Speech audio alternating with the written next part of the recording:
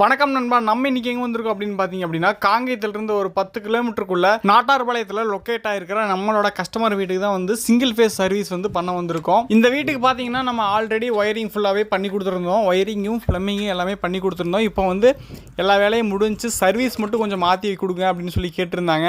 So அதே மாதிரி பழைய சர்வீஸ் வந்து ஆல்ரெடி வந்து வச்சுருந்தாங்க. அந்த சர்வீஸ் எடுத்துகிட்டு வீட்டுக்கு முன்னாடி வந்து பாக்ஸ் வச்சு சர்வீஸ் பண்ணி தர சொல்லி கேட்டிருந்தாங்க.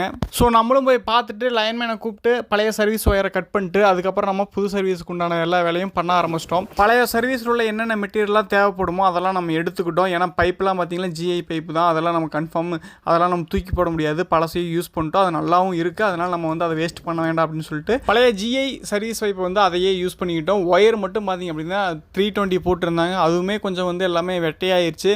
பட் அது நல்லா தான் இருக்குது, யூஸ் பண்ணலாம். பட் நம்ம என்ன பண்ணிட்டோம் அப்படின்னா புது வீடு கட்டியிருக்காங்க. ஸோ இப்போ வந்து எக்ஸ்ட்ரா நிறைய அப்போ வந்து பழைய வீட்டில் வந்து பார்த்திங்கன்னா அப்படின்னா சும்மா ஒரே ஒரு டிவி இந்த மாதிரி ஒரே ஒரு மிக்ஸி இந்த மாதிரிலாம் இருந்துச்சு. இப்போ வந்து பார்த்திங்க அப்படின்னா ஏசி, மிக்ஸி, கிரைண்டர் இந்த மாதிரி ஏகப்பட்ட எலக்ட்ரானிக் ஐட்டம் அண்ட் எலக்ட்ரிக்கல் ஐட்டம்லாம் உள்ளே வரப்போகுது.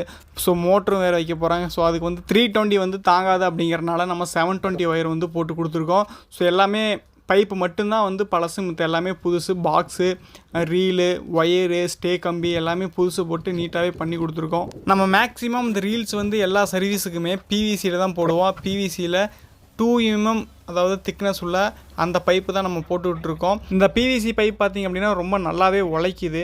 அந்த ரெட் கலரில் ஒரு ரயில் வரும், அது பார்த்திங்க அப்படின்னா கொஞ்சம் நாளைக்கு அப்புறம் வெயில் காலத்தில் வந்து வெட்டையாகி ரெண்டாக உடஞ்சி அதில் ஒயர் தொங்க ஆரம்பிச்சிடும். ஆனால் அந்த பிவிசியில் அந்த நமக்கு எந்த பிரச்சனையுமே இல்லை, நீட்டாக இருக்கும். எந்த ஒரு வெட்டையானாலும் சரி. ஏன்னா 2 mm பைப்புங்கிறனால பிவிசி பைப்பெல்லாம் பார்த்திங்கன்னா ரொம்ப வருஷமாக தாங்குது. நீங்களும் இந்த பிவிசி ரயில் வந்து ட்ரை பண்ணி பாருங்கள். அடுத்து வந்து எல்லாமே ஒயரில் இழுத்து முடிச்சு எல்லாமே கட்டி வச்சாச்சு. இப்போ வந்து நம்ம பாக்ஸ் மாட்ட போகிறோம்.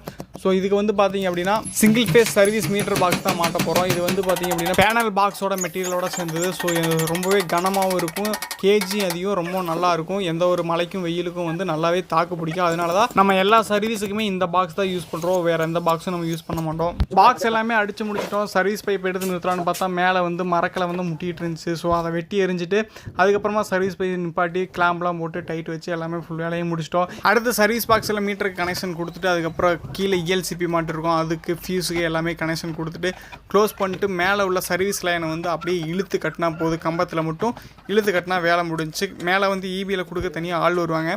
ஸோ நம்ம ஒயரு கீழே வந்து தொங்கக்கூடாது, தொங்காமல் இருக்கணுமே அப்படிங்கிற நம்ம சர்வீஸ் பண்ணி வச்சுருந்த ஒயரை பார்த்திங்க அப்படின்னா ஃபுல்லாக இழுத்து நல்லா டெம்பரோட அந்த எலக்ட்ரிக்கல் போலில் வந்து இழுத்து கட்டிடுவோம். சப்போர்ட்டுக்கு பின்னாடியே பார்த்திங்க அப்படின்னா ஒரு ஸ்டே கம்பி போட்டு அந்த சர்வீஸ் பைப் வந்து பக்கத்தில் ஏதோ ஒரு ஆணி அடித்தோ இல்லை ஏதோ ஒரு ஆங்கில் இருந்தவோ அதில் வந்து இழுத்து ஒரு